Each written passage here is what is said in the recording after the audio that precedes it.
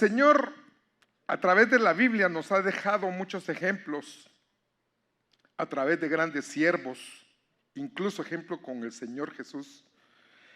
Ha dejado instrucciones claras y precisas para los hijos. La Biblia fue escrita para los hijos. Hay mucha palabra para los que no son hijos, pero en su mayoría para los hijos de Dios, como un instructivo, porque Él es el más interesado en mantener una línea abierta entre el cielo y la tierra. Es más, cuando el Señor vino a la tierra y murió, rasgó el velo de arriba a abajo para que el pueblo de Dios no tenga impedimento para poderse acercar al trono de la gracia. Hoy usted puede acercarse al trono de la gracia 24/7.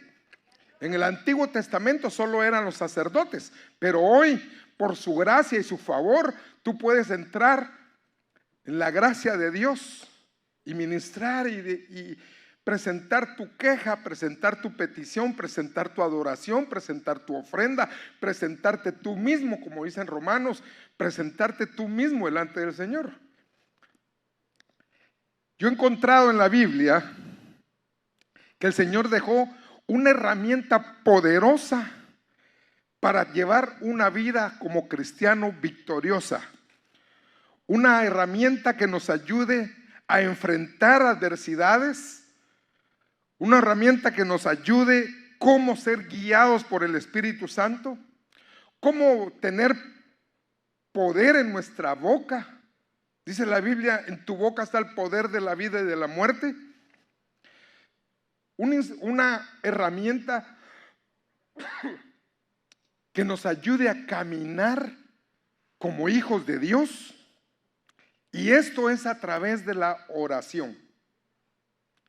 La oración es vital, es la gasolina, le decía yo a los hermanos, es la energía, es lo que nos hace caminar.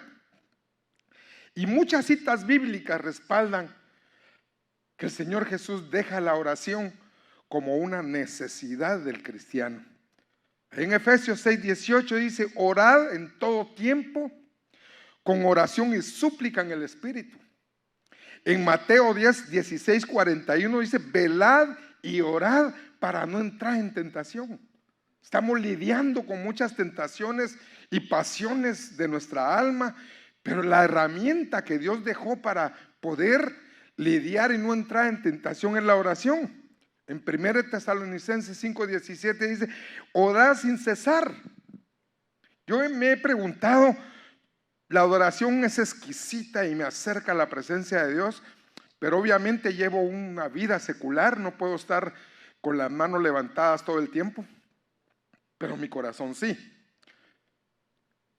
Exquisito estudiar la palabra, leerla y deleitarse en ella, pero no puedo vivir con la Biblia si tengo una computadora o tengo un trabajo que hacer. Pero mi corazón sí puede estar conectado al cielo. Pero la Biblia dice que debemos de orar siempre. En Mateo 21:22 dice, y todo lo que pidieres en oración al Padre os será hecho.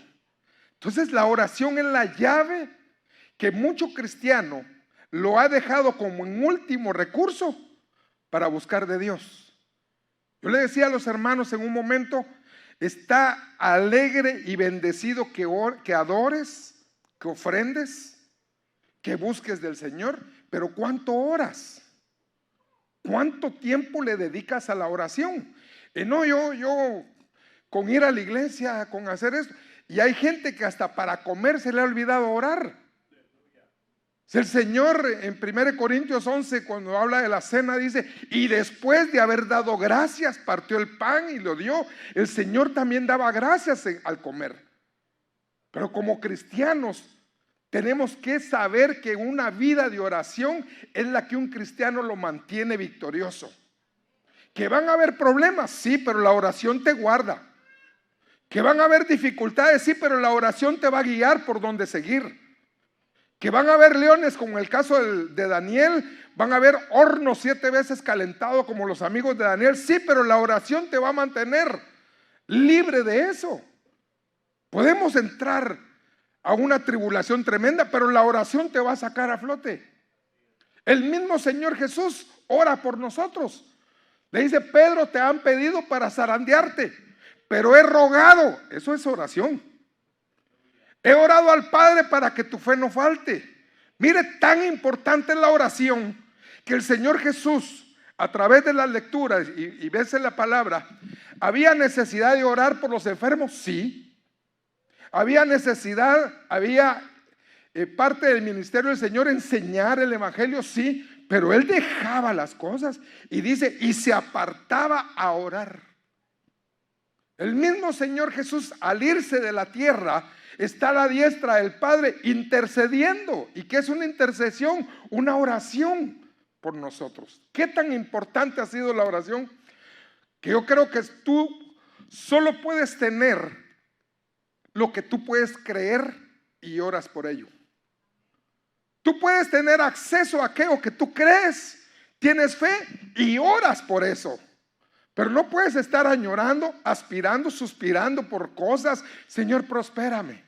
Señor, ábreme otra puerta de trabajo. Señor, dame un ministerio. Señor, quiero ser fructífero. Si nunca estás de rodillas, si las mayores batallas se ganan de rodillas. El diablo no le tiene miedo a la Biblia, él la sabe. Recuerda cuando tentó a Jesús: escrito está que enviará ángeles y te protegerá. Él sabe la Biblia. Ayer hablábamos o antier hablábamos con mi hijo de que el enemigo se sabe las canciones también. Los cantos se las sabe. El enemigo sabe cuando tú estás más o menos. Pero algo que sí le tiene temor el enemigo es a un hombre y una mujer de rodillas. Porque es la única forma como vas a doblegar al enemigo, poniéndote de rodillas. Porque es la forma que Dios ha usado para fortalecernos.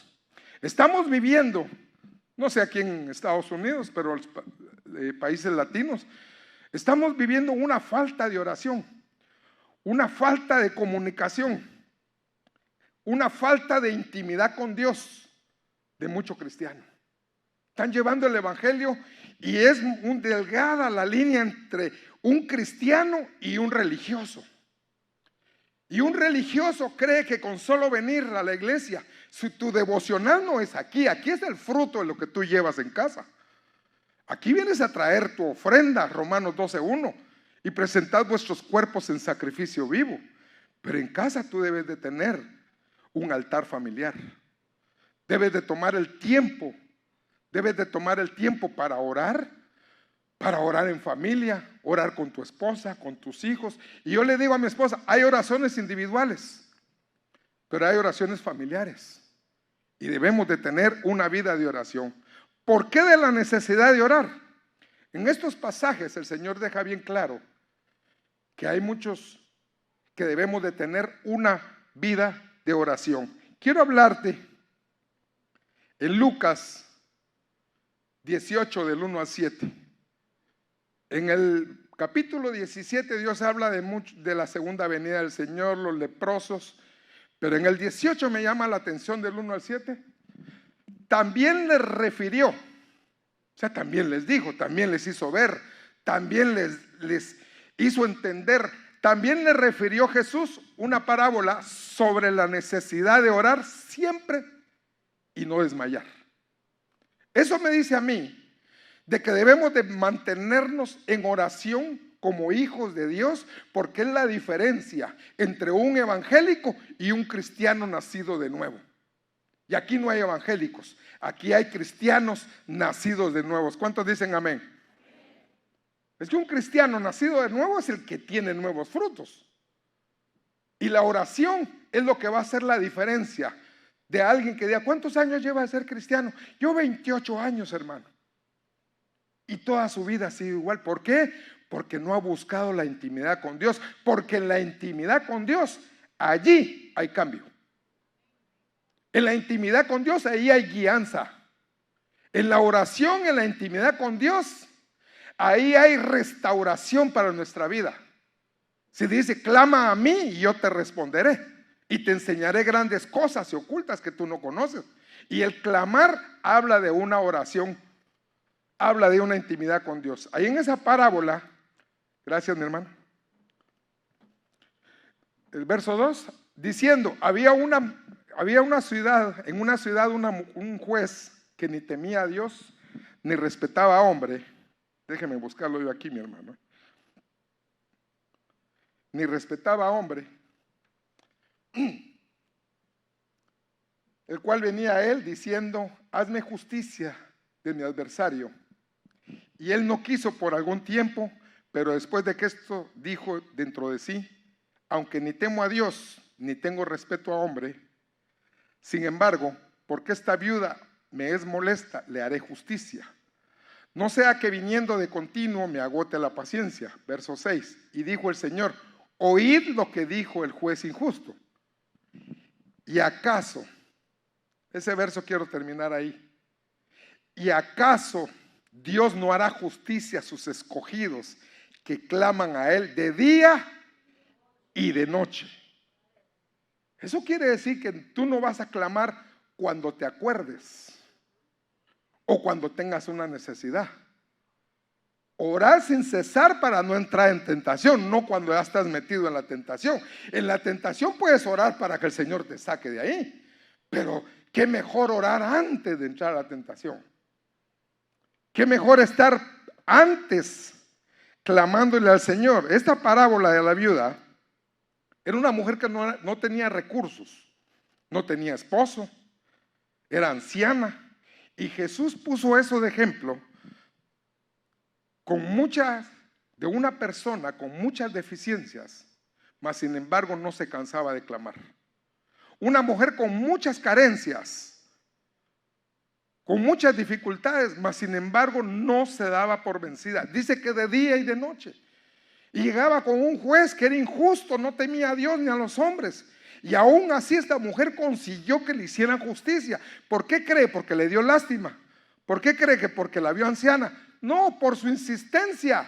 Y a veces nuestras oraciones 3 minutos y ya, Señor, gracias. No, yo me recuerdo de un hombre, Jacob, que tenía dificultades con su hermano Esaú y sabía que del otro lado del río iba a encontrar a Esaú. Y esta noche se quedó, él le dijo a la familia: vete, váyanse, porque me es necesario orar.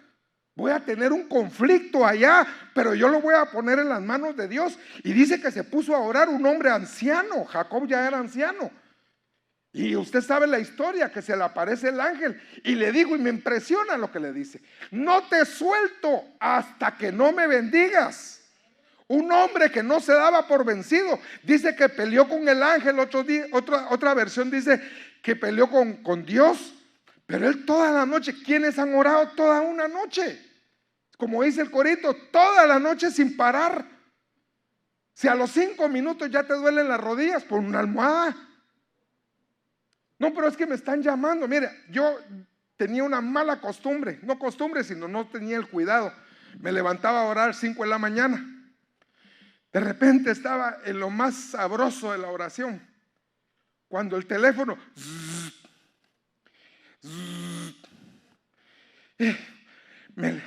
algo molesto, ¿verdad? Huicho, ya vas a venir. Mire, qué sé yo quién era el Huicho, pero el enemigo manda distractores para sacarte de lo que estás haciendo. Entonces ahora lo que hago es poner modo de avión. Si van a hacer media hora, 1 hora, o lo que el Espíritu te motive a hacer, hazlo de calidad para con Dios. Así como cuando estás viendo tu película, no quieres que nadie te interrumpa porque le das atención. De la misma manera tenemos que darle atención a Dios. Señor me dijo una mañana: ¿te gusta que te ponga atención? Sí. ¿Te gusta que te escuche? Sí, Señor. ¿A quién le gusta que le escuche el Señor? ¿Te gusta que seque tus lágrimas? Sí, Señor. ¿Te gusta que te consueles? Y me hizo muchas preguntas. Y la última me dijo: ¿y por qué tú no me pones atención a mí? ¿Por qué no me escuchas? Solo hablas y hablas, y la lista bien grande: Señor por esto, Señor por esto, Señor te pido y te pido. Y amén, te levanta. ¿Y por qué no haces el tiempo para escuchar a Dios? Si la comunicación es de 2 vías. La comunicación es tuya hacia arriba, como dice el pasaje, y puedo ver ángeles que suben y bajan. Llevan tus peticiones, llevan tus oraciones, pero también tienes que estar atento a recibir lo que Dios quiere darte. Este juez injusto no tenía temor ni a los hombres ni a Dios, pero esta mujer con tantas debilidades logró que le hiciera justicia. El Señor ahí lo que quería mostrarle y enseñarnos a nosotros hasta hoy día es el poder de una oración persistente, no 5 minutos con Dios, una oración constante, una oración que te permita velar, estar atento. No vas a dejar de dormir 3 de la mañana, tus ojotes ahí, ¿y qué estás haciendo? Es que la Biblia dice velad y hay que velar. No, velar es estar atento y orar para no entrar en tentación. Desde Génesis hasta hoy día, la oración ha sido el recurso, el método, la instrucción, la forma como Dios ha usado para acercarnos a Él. La oración ha sido el método para oírlo, para parecernos más a Él. ¿Cómo somos formados en la intimidad? Hay un pasaje que dice: cuando ores, entra a tu aposento, cierra la puerta. Y al cerrar la puerta es: desconéctate de lo de allá afuera, porque vas a tener intimidad conmigo acá adentro. Y el que me busca en lo secreto, yo lo recompensaré en público. ¿Cuántos dicen amén todavía? ¿Ya se despertó? Ya, ¿verdad? Dale ese aplauso al Señor. Ahí en la intimidad somos formados por Él. Somos formados. En la intimidad somos perdonados cuando tú traes aquello que le fallaste al Señor. En esa oración eres justificado, porque el Señor va a pesar tu corazón. En Segunda de Crónicas dice: el que confiesa su pecado, aquel que se aparte y se buscare mi rostro y orare, entonces yo oiré desde los cielos y perdonaré su pecado y sanaré su tierra. En la oración. De eso te estoy hablando esta mañana. Que un cristiano que no ora, el diablo se lo devora. Un cristiano que no ora, que no tiene intimidad con Dios, es un cristiano carnal. Perdón, con todo respeto a los pastores y a usted también, pero un cristiano que no ora es un religioso. Yo no te puedo venir a poner un termómetro de cuánto hay que orar. Eso es la intimidad que tú anheles con Dios. Ese es cuando está enamorado uno de la que hoy es nuestra esposa. Corta tú. No, corta tú. Corta tú. 11 de la noche. Va, cortemos a las 3. 1, 2 y 3. ¿Verdad que no cortaste?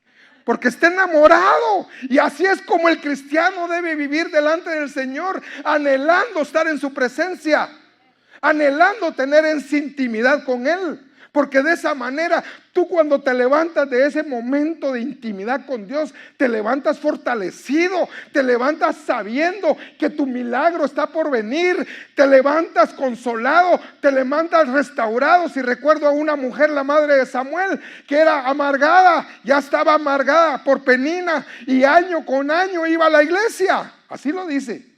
Año con año subían al templo a entregar sus ofrendas.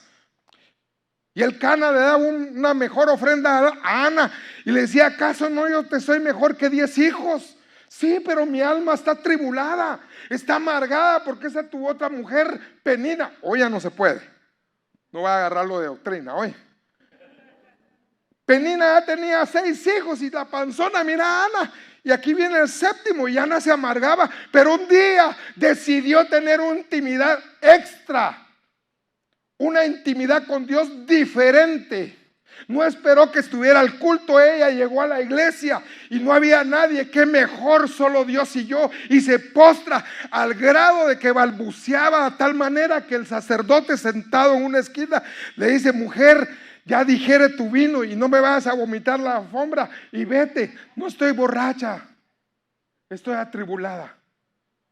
Y en esa oración ella entregó toda su amargura, entregó su dolor, y dice que se levantó, comió y no lloró más, porque de la oración salió restaurada y salió ya con su vientre preparado para recibir su milagro. Cuán importante es la intimidad con Dios. Cuán importante es que tú lleves una vida de oración, no una vida de religión. Cuán importante es que tú apartes un tiempo.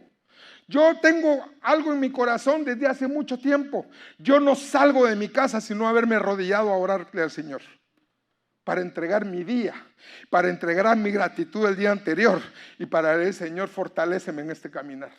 Camino es difícil. Cuando tú te pones de rodillas y oras, el infierno se vuelve en contra de ti, pero el cielo se vuelve a tu favor. ¿Y quién contra mí? Si Dios conmigo, ¿quién contra mí? Entonces, cuando tú te metes en oración, eres fortalecido, restaurado, para saber qué hacer. Como dice la palabra, clama a mí, órame, y yo te voy a mostrar. Señor, no sé qué decisión tomar. Agarrar este trabajo, agarrar este otro, pero este me va a alejar de ti. Y agarrar este otro, pero este voy a ganar más. O hacer esto. O incluso los jóvenes que van a casarse. Señor, ¿será que me conviene esta mujer? Mujeres, ¿será que me conviene este hombre? Qué mejor clamar a papá. Qué mejor clamar a él. Clama a mí y yo te responderé. Y te enseñaré grandes cosas que tú no conoces. Si hay muchas cosas que nosotros no sabemos, pero por misericordia se nos son reveladas. Hay varios ejemplos que quisiera poderte hablar. Espero tener un tiempecito. Con Daniel. Daniel 6:10, si no me equivoco. Daniel se enfrentó a los sátrapas. Le tenían envidia.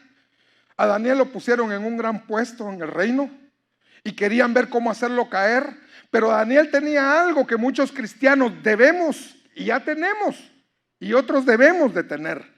Tenía una disciplina de oración. Y cuando él se enteró, ahí dice, cuando Daniel supo que el edicto había sido firmado, entró en su casa y abriendo las ventanas de su cámara que daban hacia Jerusalén, se arrodillaba 3 veces al día y oraba y daba gracias delante de Dios, como lo solía hacer antes. O sea, Daniel no esperó comenzar una vida de oración cuando ya tenía el edicto del rey que lo iban a matar. No, como lo hacía antes. Quiere decir que Daniel llevaba una vida de oración. Y si tú llevas una vida de oración, se levante el enemigo que se levanten los sátrapas que se levanten los leones que se levanten, Dios siempre estará contigo. Porque después de eso no lo hallaron culpable, pero lo inculparon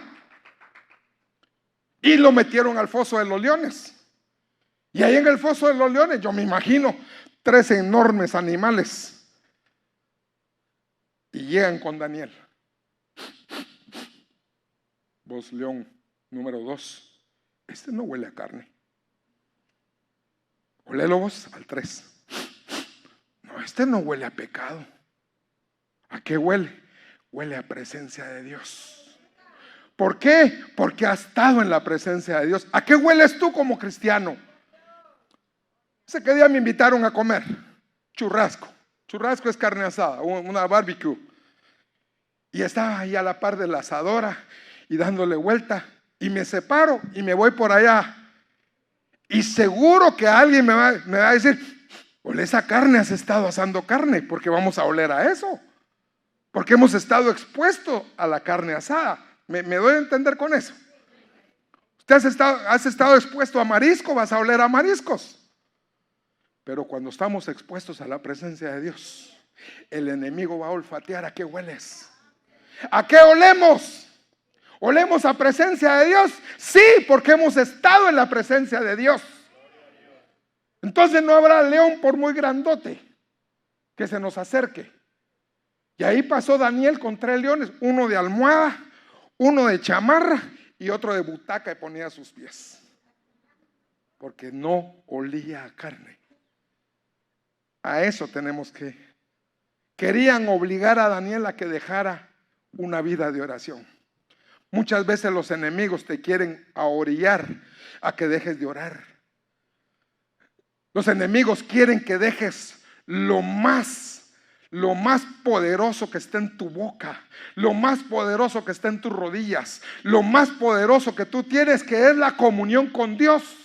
El enemigo va a querer, como querían que Daniel dejara de orar, el que le ore a otro Dios que no sea al nuestro, que sea muerto. Y Daniel abrió las ventanas. Si eso quieren, yo no les voy a dar gusto. Ustedes pueden gobernar acá, pero no pueden gobernar mi corazón.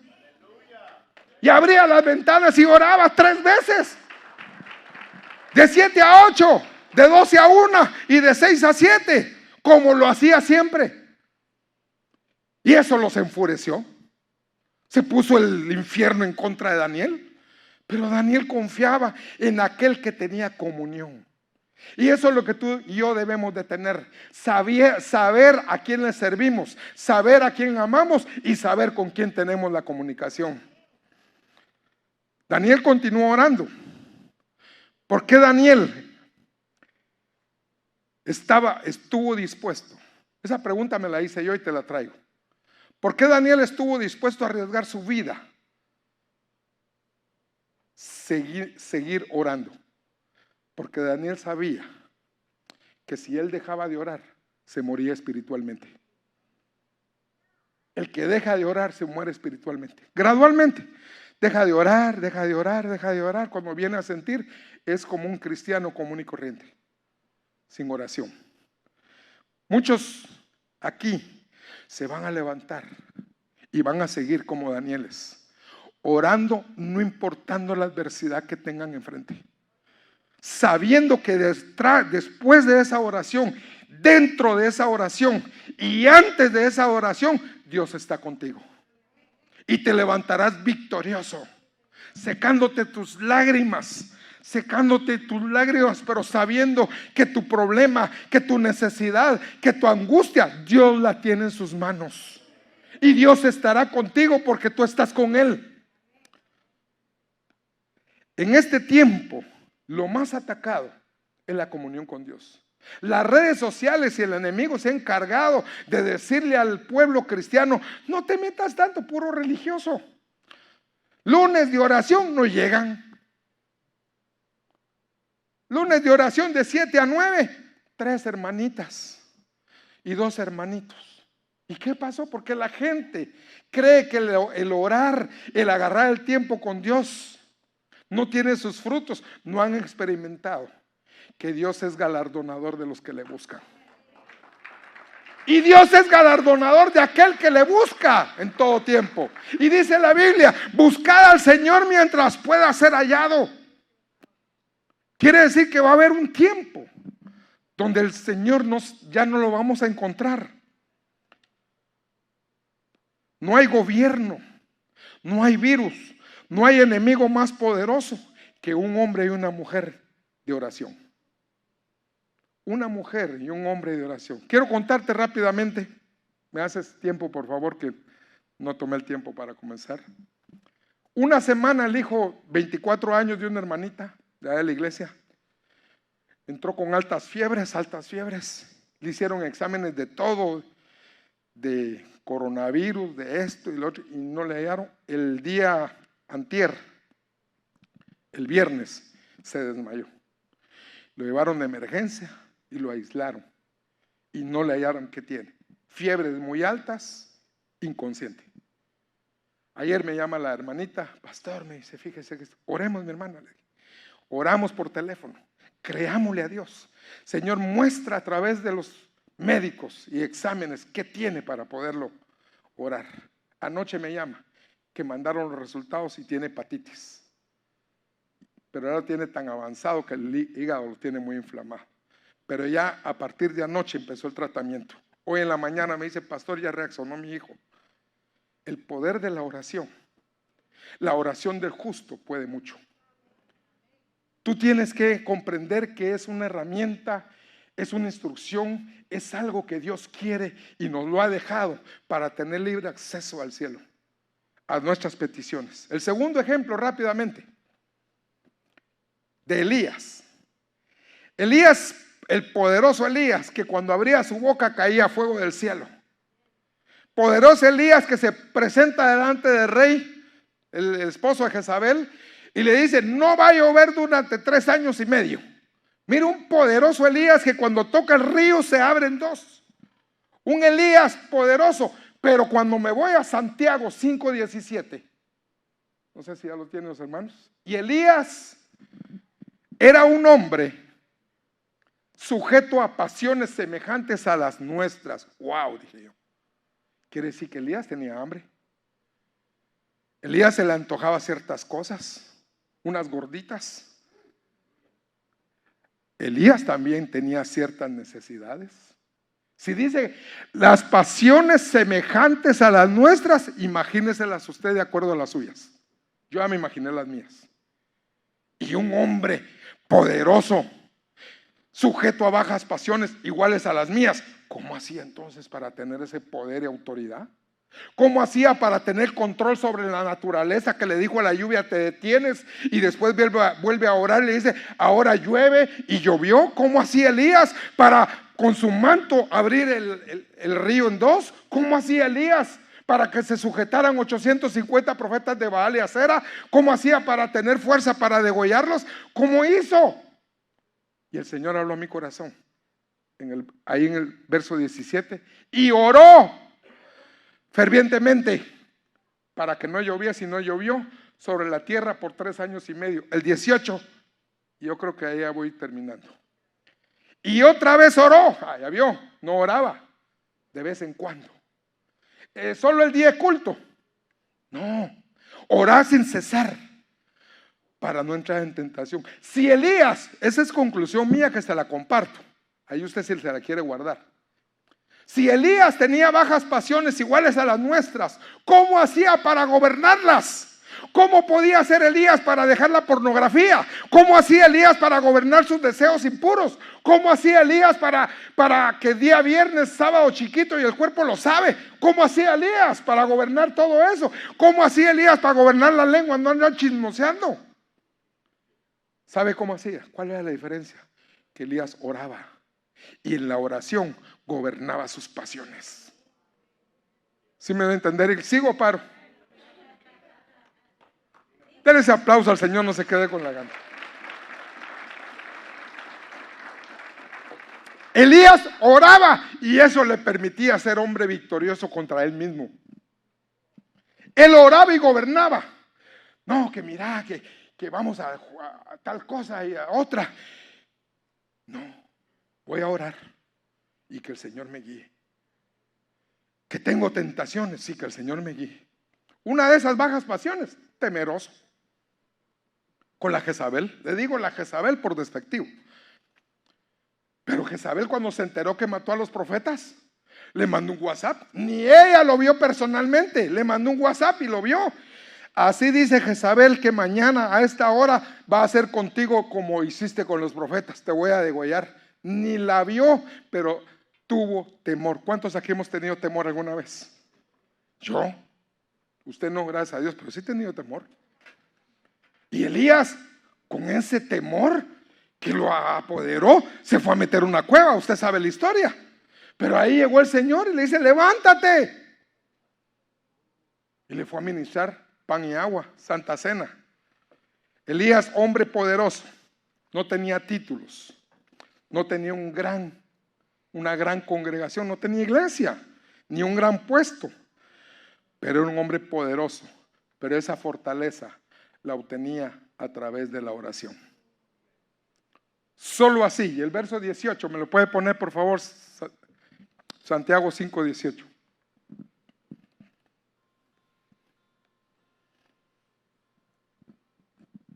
Y otra vez oró, y el cielo dio lluvia, y la tierra produjo fruto. Si has tenido tu corazón árido, tus finanzas han estado áridas, secas.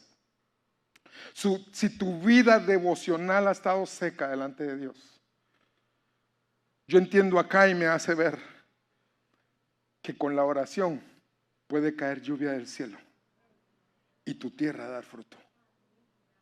Si tu corazón ha estado muy seco, te cuesta orar, te cuesta alabar, te cuesta levantar las manos, te cuesta llevar una vida en santidad, órale al Señor. Órale al Señor para que caiga lluvia del cielo y moje tu tierra. Y como dicen Crónicas, entonces yo oiré desde los cielos su oración y los perdonaré y sanaré su tierra. Y al sanar la tierra quiere decir que volverá a dar fruto, volverá a dar el fruto, y tú te sentirás regocijado. ¿Cómo se sintió Ana? Que después de haber orado se levanta y al año siguiente ya tenía bebé en sus brazos, y oraba y presentó al niño. Y tan fuerte fue esa oración. Déjame decirte esto, pueblo de Dios, tan fuerte fue la oración de Ana, que no solo dio a fruto a Samuel, sino 5 hijos más. 5 hijos más, porque Dios no es escaso. 5 hijos más, 3 mujeres y 2 varones. 5 hijos más, aparte de Samuel. Porque Dios sobreabunda. Cuando habla en Malaquías del diezmo y las ofrendas, no solo habla de dinero, sino dice: y yo haré que sobre y abunde el fruto de tu casa. Si has estado estéril en tu vida espiritual, que cuando le hablas a alguien no sientes que reciba, órale al Señor. Dile: Señor, dame palabras de nuevo en mi boca. Pon palabras de bendición para que mi boca haya poder de la vida y de la muerte. Que en mi boca hable de verdad y no mentira. Que en mi boca salga bendición y no maldición, porque en mi boca hay un milagro. Cuando abres tu boca como Elías, se pueden abrir los cielos para que caiga la lluvia. Cuando abras tu boca delante de Dios, Dios puede provocar que tu familia salga bendecida, porque hay un hombre que se ha puesto a la brecha en oración. Pero hemos dejado de orar. Queremos conseguir frutos, queremos conseguir cosas diferentes, pero seguimos haciendo lo mismo. Voy al culto, regreso, voy a trabajar, regreso, voy a la casa, regreso. ¿Y cuándo un momento de oración? Hoy te motivo, te insto, te doy la instrucción: no salgas de tu casa sin haber orado antes. Y dile: Señor, así como como Job. Job oraba todos los días, y aún orando Satanás se presenta y le dice: se va a poner a prueba a Job. Y el Señor, en él no hay orgullo, pero déjenme usarlo con palabras chapinas, se sintió orgulloso. Palabras chapinas, no lo dice la Biblia, palabras latinas. ¿Ya consideraste a mi siervo Job? No hay otro hombre recto y perfecto. Y Job era perfecto y recto, solo Dios. ¿Por qué Dios lo miraba así? Porque era un hombre de oración. Y Satanás no se quedó con eso y le dice: ah, sí, porque lo tiene rodeado. Ah, entonces a mí me dice la palabra que el orar es estar rodeado de una gloria que no veo. Es estar rodeado de una gloria que no veo, pero Dios la mira, y el enemigo también, porque ahí hay un hombre de oración. Ahí hay rodillas dobladas. Ponte de pie, iglesia.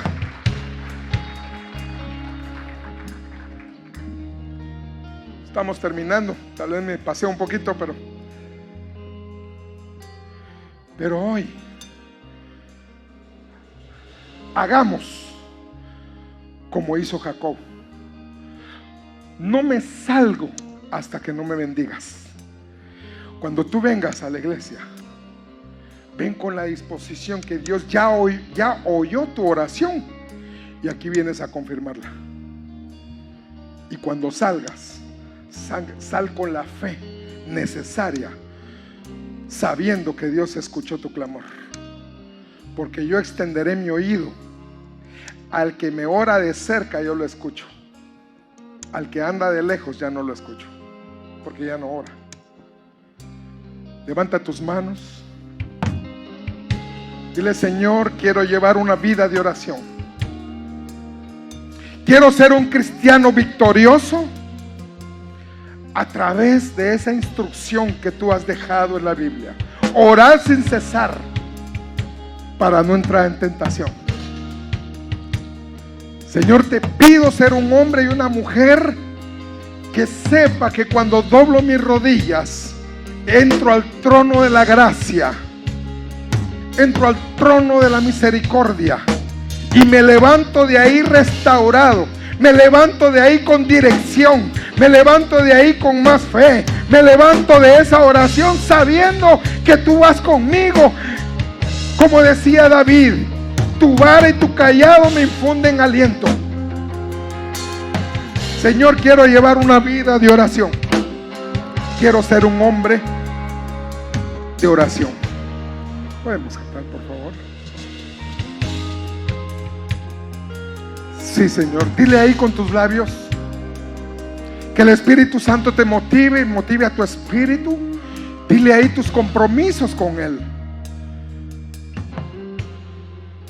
Ahí en Lucas leímos la necesidad de orar siempre y no desmayar. Eso requiere esfuerzo. Requiere que seamos esforzados para orar. Gracias, Señor.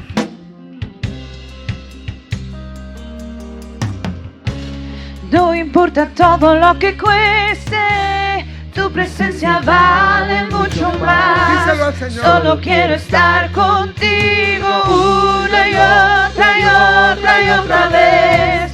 No importa todo lo que cueste, tu presencia vale mucho más. Solo quiero estar contigo una y otra y otra y otra vez. No importa todo lo que cueste, tu presencia vale. Que la oración sea parte de tu vida. Que la oración sea parte de tu vida, de tu diario vivir. Que la oración sea como una necesidad de comer. Que la oración sea como una necesidad de bañarte, de cambiarte, de salir a caminar. Que la oración sea parte de tu diario vivir. Yo conozco gente que va al gimnasio y ya se volvió parte de su vida. No come esto, no come aquello y tiene disciplina, 2 horas diarias de gimnasio. Y Pablo le dijo a Timoteo que en nada aprovecha el gimnasio, pero la oración sí aprovecha para el cristiano. Si quieres ser un cristiano victorioso y que no importe el gigante que se enfrente contigo, tú eres un hombre que ha tenido intimidad con Dios y Dios te dará la victoria una y otra vez, una y otra vez y una y otra vez.